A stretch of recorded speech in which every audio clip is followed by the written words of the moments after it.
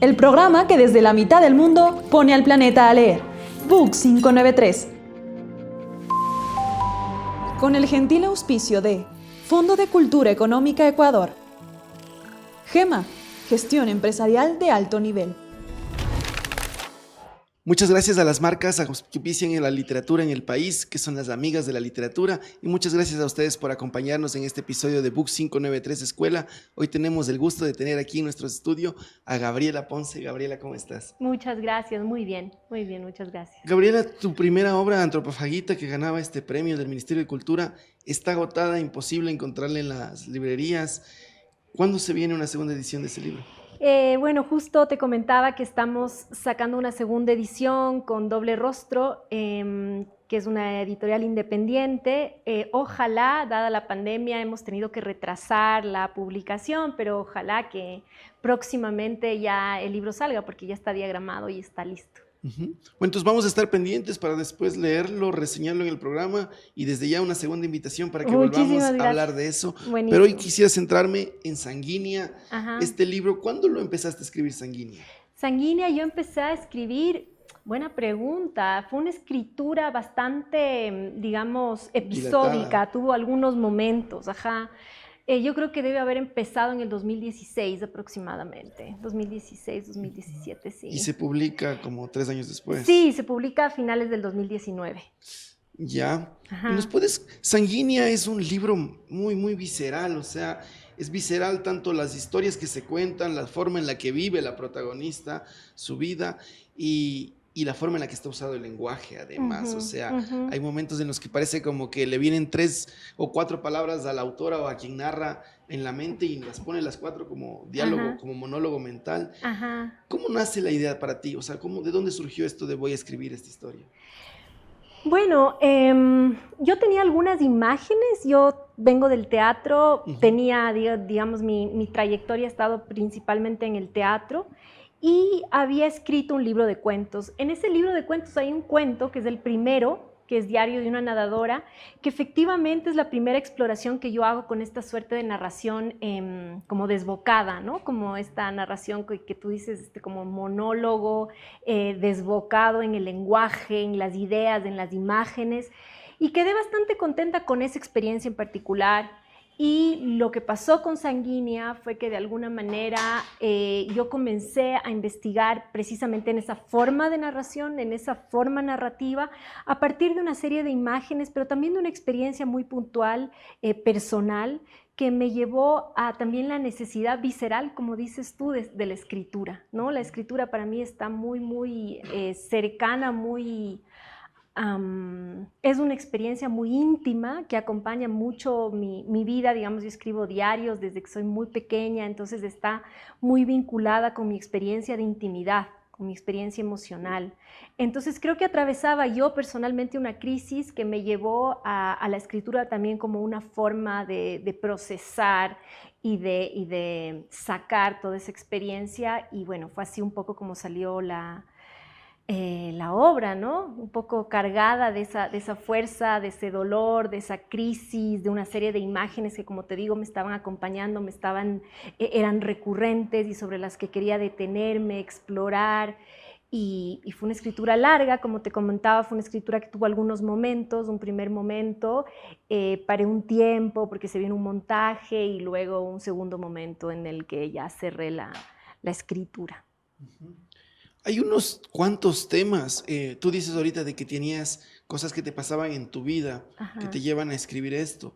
Hay unos cuantos temas fortísimos de la novela para como tratar de redondear la trama, de redondearla. Uno podría decir que arranca con una protagonista que ha perdido un hijo, que está como llevando eso de que ha perdido un hijo, y además su matrimonio se está destruyendo.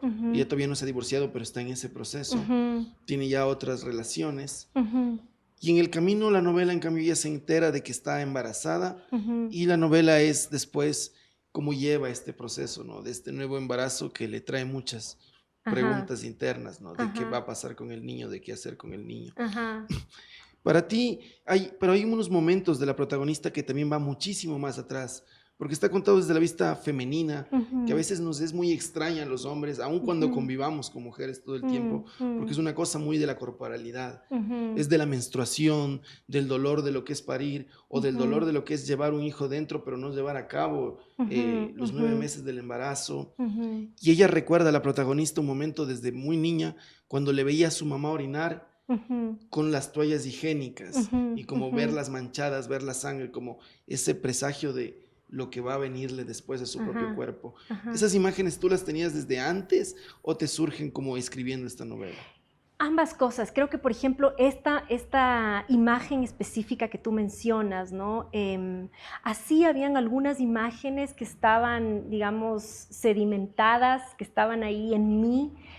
Creo que la sangre de la menstruación era una imagen de mi infancia, de una serie de preguntas que se despertaron frente a esa extrañeza, ¿no? De esa extrañeza de ver un cuerpo sangrar y cómo eso está normalizado y a la vez está oculto y luego se transforma en una experiencia que está ligada a la maternidad, que está ligada a la sexualidad. Entonces la cuestión de esa imagen en particular, que claro, fue una de mis primeras impresiones de infancia, escribiendo la novela apareció, ¿no? Y a partir de la aparición de esa imagen se fueron generando una serie de asociaciones, ¿no? De concatenaciones, de asociaciones que se fueron luego haciendo, digamos, ese flujo que también es sanguínea. Entonces, sí habían una serie de imágenes como esa, había efectivamente la necesidad de hablar sobre una serie de temáticas que, como tú mencionas, son temáticas que han estado de algún modo culturalmente clausuradas, ¿no? Sobre las que no se ha hablado.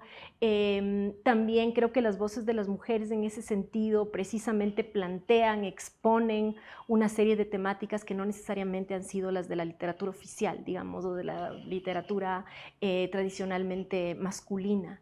Entonces creo que sí había un afán también desde mi perspectiva por romper, digamos, con esas censuras, ¿no?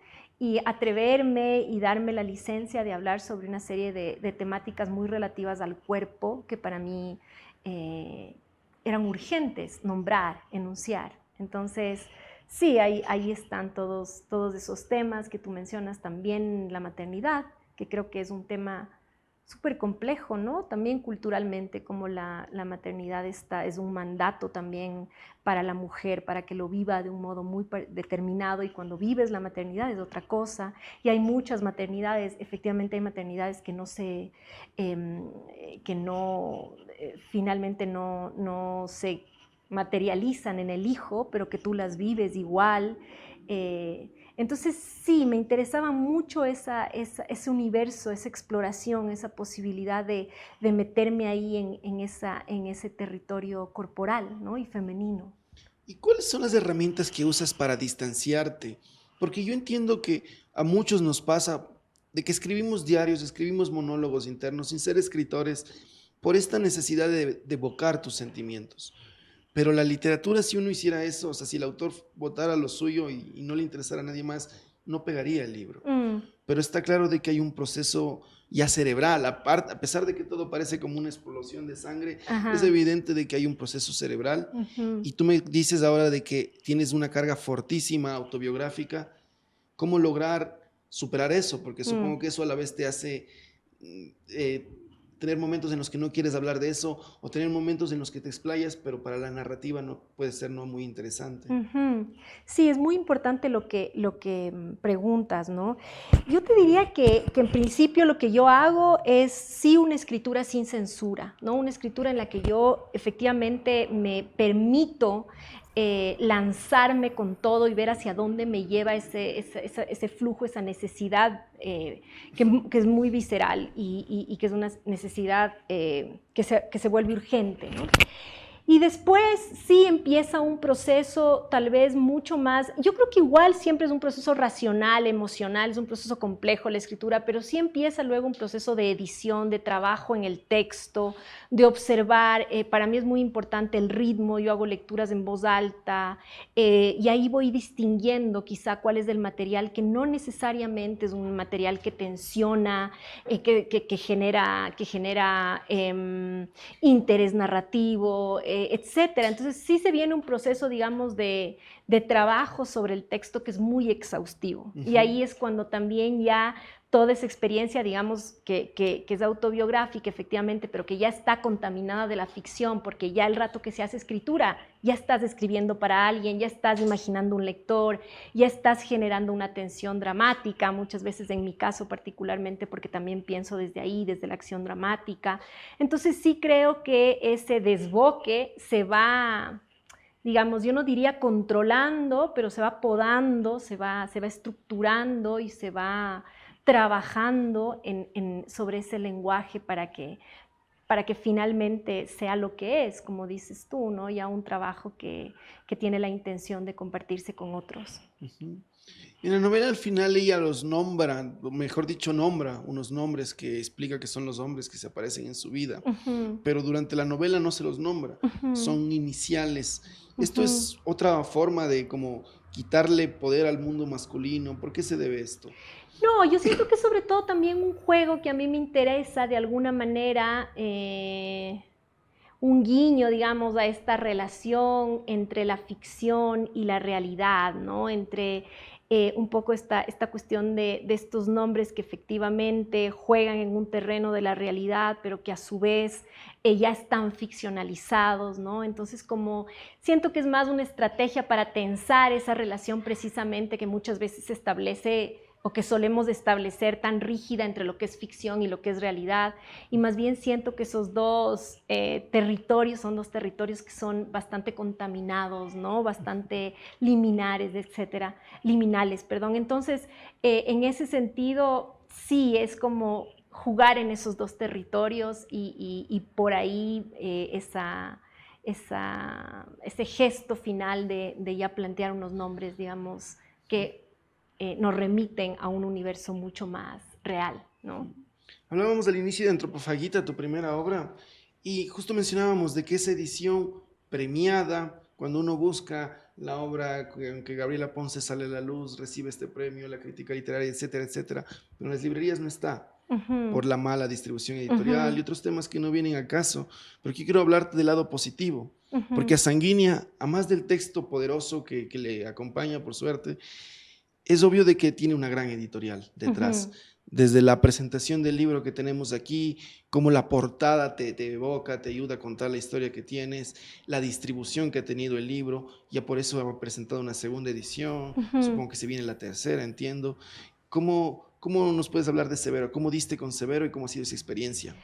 Bueno, fue un hallazgo buenísimo. En realidad, Severo estaba naciendo en ese momento. Yo había tenido contacto previo con Fausto Rivera, quien es el editor general y, digamos, una de las figuras principales detrás de la editorial, junto a Nessa Terán. Y claro, había tenido un contacto con él a través de una entrevista que él me había hecho, y yo logré establecer con él después un diálogo. Me gustaba mucho cómo él abordaba su trabajo periodístico, su trabajo de crónica.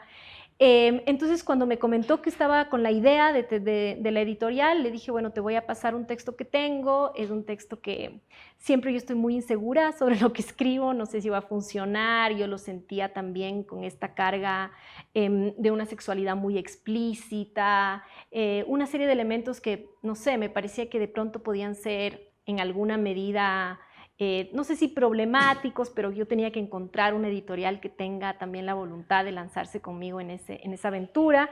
Y fue lindísimo porque a Fausto le gustó la novela, pero además inmediatamente conectó a nivel visual, junto con Adrián Balseca, tuvieron esta conceptualización. Está muy presente la telenovela, ¿no? Como un referente cultural que atraviesa toda la historia.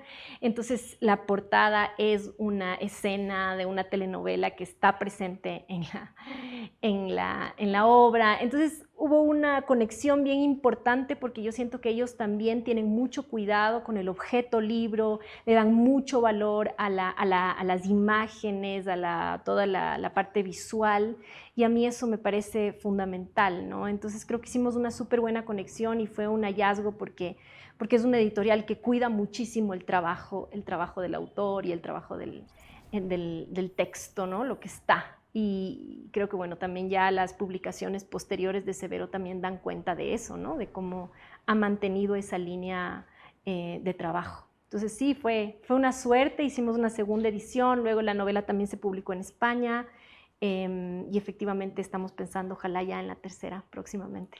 Ahorita que mencionas lo de la telenovela, a mí esa es una de las partes que más me ha gustado, porque suele haber ahora en este intento de literatura femenina poderosas protagonistas femeninas, que está muy bien porque la literatura no las tuvo, pero a veces se pierde ese lado de la humanidad. Puede pasar lo mismo que ha pasado con los acartonados estereotipos masculinos, a los que nada les duele, a los que nunca se equivocan. Y en tu libro no le pasa eso a la protagonista. Es una mujer muy fuerte. Y además hay un momento en el que tiene el espejo de la madre, esta madre que se ha criado con telenovelas, con toda otra generación, y que entendemos que está condenada, ¿no? Que se queda, la propia madre le dice, el único consejo que te puedo dar es no hagas lo mismo que yo, entonces, ¿no? No te quedes sola como yo. Exactamente. Pero ella tiene marcado esto de la telenovela.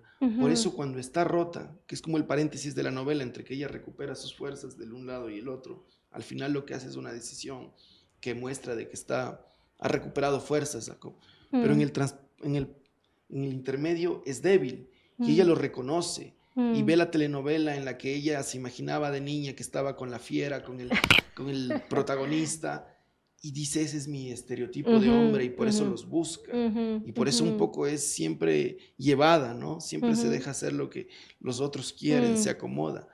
Y es poderoso eso porque te habla cómo uno puede ya saber cuáles son sus errores, cuáles son las cosas que hay que cambiar, pero cómo te marca. Especialmente cuando te quiebras, lo que aprendiste en esos momentos de debilidad. Exactamente, sí, creo que lo apuntas muy claramente, ¿no? Es por ahí, siento que el discurso del amor es un discurso que está atravesado también culturalmente por una serie de referentes, ¿no? Y entonces la telenovela, al menos para mi generación, fue uno muy importante.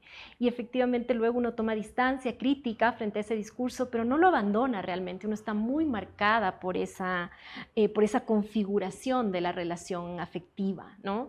Entonces, si bien uno intenta librarse de ella, está atrapada, ¿no? También en ese y otros discursos románticos, ¿no? Entonces, para mí sí era importante eso, sí iba a ser una reconstrucción de cómo era el mundo afectivo femenino, al menos el que yo conozco. Siento que y encontré la telenovela, digamos, ahí un elemento clave también para que la protagonista esté desplegando, digamos, ese discurso sobre el amor, ¿no? Muy alimentado por ese referente y como dices tú ahí, también la madre, las generaciones anteriores, esa relación de espejeo que uno siempre tiene con la madre, ¿no? Esa relación tensa, compleja, en la que también siempre está un poco atrapada, ¿no? Queriendo liberarse y al mismo tiempo buscando cobijo. Es decir, ahí hay una complejidad que también me interesaba como explorar dentro de esa suerte como de arqueología afectiva, ¿no? Cómo se aprende a amar, cómo aprendemos a amar, que es una cosa que es efectivamente muy cultural, ¿no? Sin duda. Gabriela, el año que salió Sanguínea, en los diarios lo consideraban, en los diarios no de aquí, sino del mundo, lo consideraban como una de las novelas más importantes de la lengua latinoamericana. Y pasaba la coincidencia de que también habían otras ecuatorianas en esa lista, María Fernanda Ampuero, Mónica Ojeda.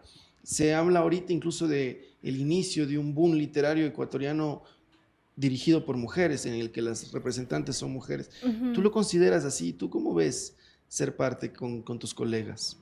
Bueno, yo respeto mucho el trabajo de las autoras que tú mencionas y otras que son igualmente importantes. Ahora, sí creo que es problemático también pensar, ¿no? Como en términos del boom o en términos, nuevamente, replicar unas categorías que no necesariamente le hacen justicia a lo heterogéneo de esa literatura, ¿no? Yo creo que es una literatura muy rica, pero muy heterogénea. Con sus matices, con sus distinciones, con sus búsquedas muy específicas. Entonces, sí me siento parte de una generación que goza del privilegio que no tuvo la generación anterior, porque creo que han habido grandes escritoras ecuatorianas que no tuvieron la suerte que nosotros, o las posibilidades que nosotras tuvimos gracias a esa lucha. Creo que el feminismo en eso ha sido fundamental, pero sin embargo reconozco que es problemático que se piense en términos de la literatura femenina y no de todo lo que implican las escrituras de mujeres que son muy diversas, ¿no? Siento que también hay un mercado que busca homogenizar, que busca crear patrones, digamos, para vender productos, y ahí hay un peligro que creo que es importante observar, sobre todo para no caer, digamos, en esa lógica que muchas veces el mercado te impone, ¿no? De pensar que ahora las mujeres tenemos que escribir así para ser reconocidas como escritoras, ¿no? Otra vez. Entonces siento que sí hay que tener un montón de cuidado con ese tipo de categorías, de grupos, de denominaciones. ¿Y tú piensas en eso a la hora de escribir? Por ejemplo, ¿qué se viene ahora de Gabriela Ponce? ¿Estás escribiendo algo que sigue esta línea o estás buscando romperla? ¿Cómo? Inmediatamente después de Sanguínea, casi antes de que en realidad salga, o cuando recién se publicó, yo ya estaba en la mitad prácticamente de la escritura de un libro de cuentos que ya terminé, que es lo que tengo ahora, digamos. Y no sé si sigue en la misma línea. Creo que hay unas cosas de las que uno no se puede despegar, ¿no? Que le acompañan. Creo que es una búsqueda un poquito distinta en otros sentidos. Es un libro de cuentos que aborda mucho la cuestión de la muerte, atravesando a la familia, atravesando los mundos afectivos más íntimos. Eso. Estoy haciendo, bueno, tengo un grupo de teatro con el que voy a iniciar una investigación también y una nueva escritura. Publiqué un libro de teatro también el año pasado, en donde se recogían 2 obras anteriores y una nueva que escribí en una residencia. Entonces el teatro también es un lenguaje que me convoca y en el que estoy inmersa. Entonces también por ahí estoy haciendo algunas cosas. Es verdad lo que tú decías de que puede haber esta idea de que en general es una literatura femenina de escritoras ecuatorianas y uno podría pensar de que son intercambiables los libros, pero no pasa en eso para nada. Hace unos meses hablábamos en el programa con Daniela Alcíbar, con tu colega, de su libro Siberia. Si lo ponemos en una sinopsis así muy vaga, las 2 tramas podrían entenderse como similares, ¿no? Como lo vive una protagonista femenina, la pérdida de un hijo, el proceso de esto, ¿no? Del embarazo y la pérdida. Pero son 2 libros totalmente distintos, o sea, que nada que ver. De hecho, el uno es verde, el otro es rojo, no solo en sus portadas, sino de entrada en todo el texto. Y creo que eso es muy importante para los lectores, especialmente para los que tenemos este preconcepto de permitirnos abrir las hojas, de pasar de las primeras para descubrir esta vastedad. Sí. Pero del lado de las mujeres, de las escritoras, ¿no te parece que también este entrellamado boom, más que del género literario, tiene que ver con que ahora hay colegas con las que charlar? Y eso es muy importante a la hora de escribir. O sea, creo que es muy envalentonador cuando tú ves que alguien con quien te sientes más similar. Porque si es que un sueco publica un libro, no es que yo digo, ve, un niño sueco publica, yo también. Pero cuando ves que tus colegas con quien te sientes juntos publican, eso también ayuda, ¿no? Sí, definitivamente, súper importante lo que dices. No solamente que tengas colegas, bueno, como Daniela, que es una escritora a la que yo admiro profundamente, y con quien mantengo un diálogo, tenemos un proyecto juntas, que es una revista. Creo que ese diálogo es fundamental, pero creo que, y lo que mencionas, para mí, por ejemplo, haber leído mujeres fue importantísimo, ¿no? Yo siempre leí, pero fue recién cuando leí a ciertas mujeres que dije, creo que puedo escribir, creo que quiero escribir como un proyecto de vida, ¿no? Como un proyecto profesional, si se quiere, porque hasta entonces, hasta no descubrir ciertas literaturas femeninas, para mí la literatura era un universo infranqueable, ¿no? En el que yo no me hubiera atrevido a hablar, a tener una voz.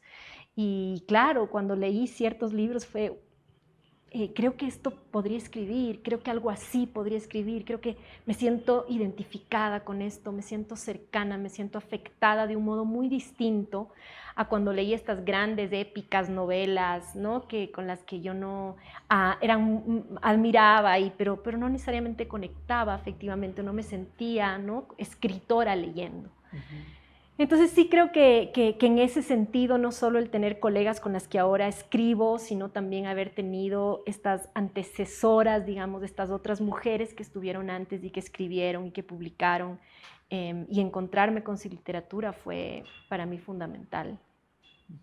No, y creo que es importantísimo para los lectores, o sea, de ambos géneros, porque es seguir conociendo de la humanidad, lo que hace la literatura. Totalmente. Pero creo que ha habido ese hueco, porque de verdad el personaje femenino en genérico ha sido inexplorado y quizás por esto, por la falta de voces femeninas que viviéndolo en carne propia nos puedan contar esto de una mejor manera. Claro. En la novela pasa un montón de que los distintos personajes masculinos se quedan dormidos y la protagonista no se puede quedar dormida después de que se ha acostado con ellos y empieza a pensar un montón de cosas.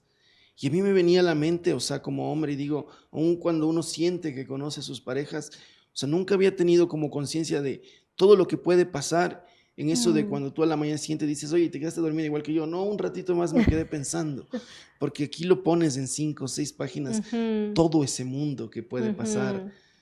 Sí, qué chévere que lo hayas notado. Que uno no lo piensa, porque capaz es una cosa como de género, de formación, o sea, de estructura mental, no es la forma de ser de uno, pero es común que uno escuche eso en las parejas femeninas y dices, wow, o sea, qué interesante poder escuchar lo que pasa ahí. Sí, creo que hay una sexualidad femenina de la que tampoco no se ha enunciado esa sexualidad. Exacto, ¿no? nunca la ves en las obras. Ajá, entonces siento que para mí también por ahí es importante eso. Es ¿no? como que cuando el personaje masculino se va a dormir suele haber un punto y cambio de escena, ¿no? Ajá, y aquí por suerte tú te das la oportunidad de contarnos qué pasa hasta que se duerme. Sí, creo que precisamente esa condición de la sexualidad, ¿no? Que es una condición de incompletitud, ¿no? De lo que viene después, del vacío en el que se aloja esa soledad profunda que se siente después de haber estado con el otro cuerpo. Para mí era como ese tipo de misterios, de enigmas, de particularidades de la sexualidad que yo se sentía muy mía, pero que puede ser muy femenina, era también un espacio, un lugar que quería escribir, ¿no? Al que le quería dar ese espacio dentro de la literatura. Esto que dices también con respecto a las mujeres, yo me acuerdo que en la universidad yo no leía autoras mujeres, no. Y ahora que soy profesora y que estoy doy un curso, por ejemplo, de dramaturgia, es muy difícil encontrar textos en un periodo de tiempo de escritoras de teatro mujeres. Pues tú decís, es muy valiosa no para están publicadas. Las personas, las escritoras mujeres, especialmente ecuatorianas, que están surgiendo hoy, de cualquier edad. Si hay una persona de 50 años que dice, oye, toda la vida me gustó escribir, pero no me atreví, que puede en la librería encontrarse con una pila de libros de escritoras femeninas. Exacto. Eso que dices es fundamental. Yo tuve una beca y estudié afuera, una maestría, 3 años, y lo que yo te puedo decir que me queda de esa experiencia es la biblioteca. O sea, yo no tenía idea que existía esa cantidad de dramaturgia latinoamericana. En Estados Unidos encontré los libros que aquí no soñaba encontrar y que no encuentro. Entonces creo que pensar en la necesidad de tener, por ejemplo, bibliotecas es algo fundamental si queremos tener escritores. Y sí, para mí eso es un tema, el de la lectura, necesarísimo, ¿no? No tenemos porque pienso en términos de la dramaturgia, pero específicamente la escritura de mujeres. Ahora hay más, pero ha habido muy poca difusión y publicación. Entonces, sí fue para mí un hallazgo después de haber recibido todos esos años de universidad en los que no se me habló de todas esas autoras. Sabes que yo conversando en este programa tengo la fortuna de poder hablar con lo que yo digo como nuestros ídolos literarios que se hacen carne aquí, porque a veces uno conoce al autor solo por las palabras. Y podríamos hacer un video compilado de esta frase que tú acabas de decir, que tus colegas lo han dicho, Daniela, Mónica, María Fernanda, hablábamos con María Fernanda Heredia, y todas nos dicen 2 cosas muy en común. Cuando yo leía, cuando yo era estudiante, incluso en la universidad, incluso mi licenciatura que está ahí pegada en la pared, fue de literatura con hombres, de autores masculinos. También nos han dicho muy en común, me tuve que ir al extranjero para formarme, para descubrir otro pensamiento universal, de que en otros mundos académicos, digámoslo así, en otras culturas, ya se está abriendo. Esto que ahorita nos sorprende, de escritoras ecuatorianas femeninas, una tras otra publicando, ya pasó. En otro lado ya hubo esa sorpresa en los 80, en los 90. La noticia llegó por tele, ahora nos llega por YouTube, por TikTok, pero veo que hay esas constantes. Y la tercera constante es que regresan al país o donde estén, como en el caso de Mónica en España, pero a la academia. como a devolverle un poco a las nuevas generaciones que se están formando. Entonces quería hablar de esa parte contigo, porque tú eres docente de dramaturgia en la San Francisco, también gestora cultural, tienes la Casa Mitómano, estás a la cabeza de la Casa Mitómana. Háblame un poco de esa faceta, Gabriela Ponce, cómo le ayuda a otros a hacer arte. Qué bonito, sí, bueno, ese es un principio de la docencia que para mí es fundamental. Yo comencé a dar clases inmediatamente después de graduarme, las primeras clases que di, inmediatamente sentí que ese era mi modo de esa transmisión de la pasión, digamos. Yo me acuerdo que ahora que pienso en lo que fue para mí la universidad, justo ayer hablaba con un amigo y le decía, bueno, para mí fue este profesor. Fueron dos profesores que me dieron grandes lecturas, que fueron muy generosos y que me cambiaron la vida, ¿no? Entonces, esa experiencia de cómo un docente puede inyectarte la pasión por la literatura, en este caso, por el teatro, para mí sí es algo que llevo muy presente, ¿no? Esa primera experiencia de haberme deslumbrado por la generosidad, por el conocimiento del otro, por la voluntad del otro de transmitirme su pasión. Entonces la docencia siempre ha sido parte, digamos, de mi quehacer y siempre la he tenido en muchos aspectos, en muchos espacios. He estado dando clases, ahora doy clases en la San Francisco, efectivamente, y es un espacio en el que estoy permanentemente realizando la posibilidad de compartir con otros de esa pasión. Y luego sí, la Casa Mitómana, yo no estoy al frente, pero bueno, estuve en sus orígenes, en su primer momento, y soy parte de la Casa Mitómana. Es un colectivo de gente que está ahí luchando por sobrevivir, porque la casa se mantenga en unas condiciones tan duras como las que atravesamos ahora. Pero también ha salido fortalecido el proyecto después de esta crisis, porque ahí nos mantenemos, ahí seguimos. Nosotros tenemos un espacio de teatro ahí, tenemos una librería, la librería Cosmo, está Haya Orgánica, que es un proyecto de alimentación responsable, que tiene un restaurante. Tenemos algunos proyectos igual pedagógicos en marcha. Entonces ahí hay una serie de proyectos, hay un espacio fotográfico también del Gato Villegas. Entonces hay una serie de propuestas que se juntaron y que solo han logrado sobrevivir porque somos un colectivo, ¿no? Eso es la maravilla también del teatro, ¿no? Trabajar con otros y sostenerte en la crisis, saber que estás ahí sostenido por la voluntad de otros también. Entiendo que en la docencia podrás encontrar un sueldo, ¿no?, que te permita, pero en la gestión cultural, o sea, en Casa Mitómano, eso te iba a decir, claro, o sea, teniendo una librería, teniendo el proyecto allá, dudo que lo que haya sean ingresos. No, ¿Cuáles son los pros? O sea, ¿por qué haces eso, Gabriela? ¿Por qué botar la plata, entre comillas? Ajá, buena pregunta. Esa pregunta me hago todo el tiempo. No es un botar la plata, ¿no? Estoy segura de que no lo es, pero es muy duro y muchas veces sí es muy frustrante por las trabas que te pone toda la burocracia, la institución, digamos, del Estado, para sostenerte, ¿no? ¿Y cuáles son las alegrías que encuentras? La posibilidad de gestar ahí proyectos que me apasionan y que apasionan a otros, ¿no? Tenemos, por ejemplo, el Sebas en la librería, que es un apasionado de la colección de libros viejos, de libros usados, encuentra joyas ahí, ¿no? Entonces, nosotros hacemos teatro, tenemos un espacio, tenemos el privilegio de tener ese espacio, vemos gente que puede dar sus talleres, es un espacio que siempre está abierto para el que quiera lanzar sus libros. Vamos a tener un lanzamiento de un libro de poesía de la editorial Recodo la próxima semana. Entonces, es eso, ¿no? Te sostiene como todo el mundo está ahí poniendo la voluntad y la gana por su pasión, por su afecto, por la amistad. La amistad es una cosa que nos une mucho, somos amigos y queremos seguir juntos, ¿no? Eso pensábamos, y en el momento en que ya no podíamos hacer teatro, ahora estamos haciendo un proyecto que no es teatro, pero que nos juntaba porque necesitábamos estar juntos. Ya en este punto creo que el teatro y el trabajo colectivo hacen eso. Entonces, sí, es muy duro, es muy duro. Yo lo veo no solo para Mitómana, sino las casas culturales en general. Toda la normativa municipal es muy, muy dura de atravesar, ¿no? Y creo que ahí ojalá se vengan cambios para apoyar los espacios culturales que son tan necesarios.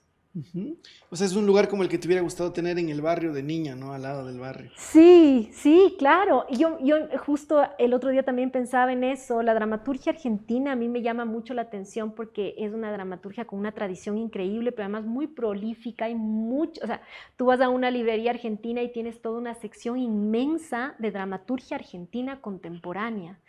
y algún amigo me comentaba cómo después de la dictadura se comenzaron a gestar estos talleres barrial, en las casas culturales barriales que se inauguraron en los distintos sectores de la ciudad, y cómo desde ahí se gestó todo un movimiento de dramaturgos que ahora es importantísimo, ¿no? Entonces yo pensaba lo importante que son estos espacios para la transmisión también de ese saber, para el compartir ese saber. Entonces, sí, de hecho la Casa Mitómana surgió como un sueño, ¿no? Nosotros soñábamos, Pamela Gijón, que es mi amiga y mi colega en el proyecto, ella decía, bueno, tengamos un espacio que tenga un teatro, que tenga una librería, que tenga un lugar para lanzamientos de libros, que tenga un espacio para danza, y en ese sueño se fue gestando. Luego ya te encuentras con la realidad y tienes que comenzar esa negociación tremenda. Pero sí, es un poco seguir eso, ¿no? Seguir ese deseo que sabes que es muy fuerte y seguir con todo, ¿no? No, y es muy lindo, Gabriela, y por eso yo quería conversar contigo, o sea, porque es hermoso. Ya el hecho de que nos publiques libros a los lectores ya sería suficiente, No, aun cuando gracias, te qué perdieras buena en una onda. cueva.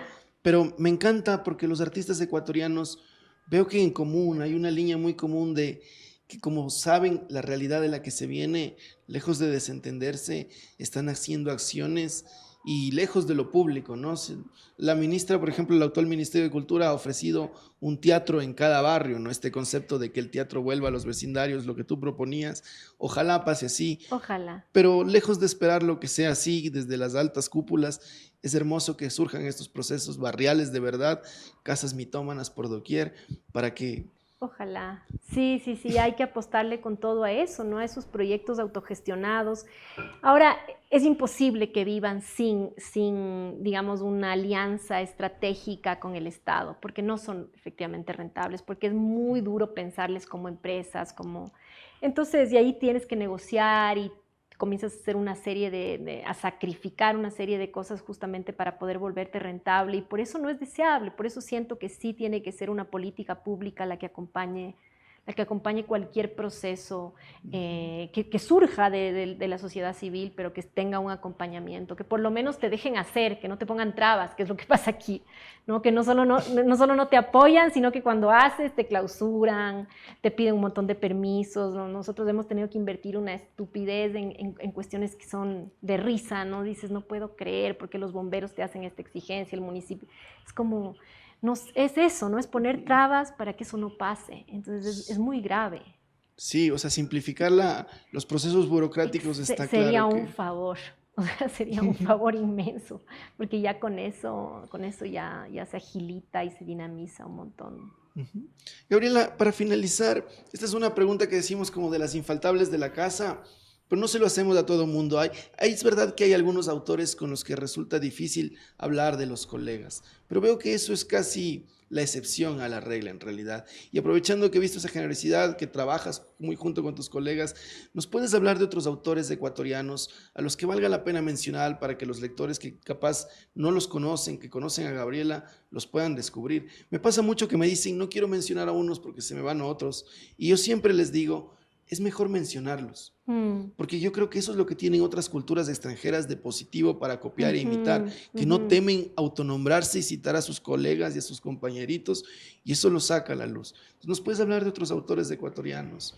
Sí, bueno, hay mucho, ¿no? Por eso es difícil, porque es muy heterogéneo, entonces, pero siento que para mí leer la poesía, por ejemplo, de María Auxiliadora Valladares también fue fundamental. La vamos a tener en el programa. Eso fue lindísimo, es mi colega y mi amiga también en el proyecto de Sicórax, de nuestra revista digital.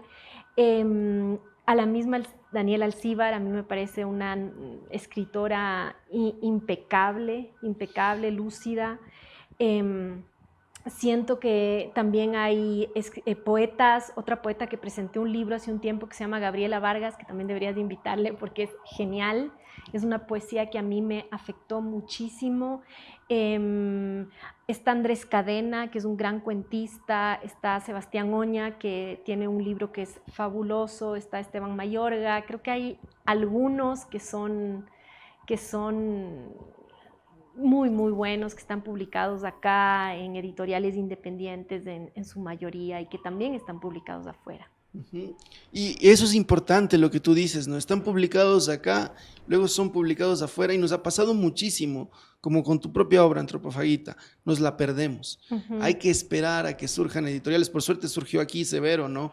Pero si Sí. no, capaz te hubiera tocado ir a buscar un Candaya, un algo así Es por el difícil mundo. porque también el mundo editorial es muy complicado. Obvio, Ajá, entonces hay que apostarle a las editoriales independientes total.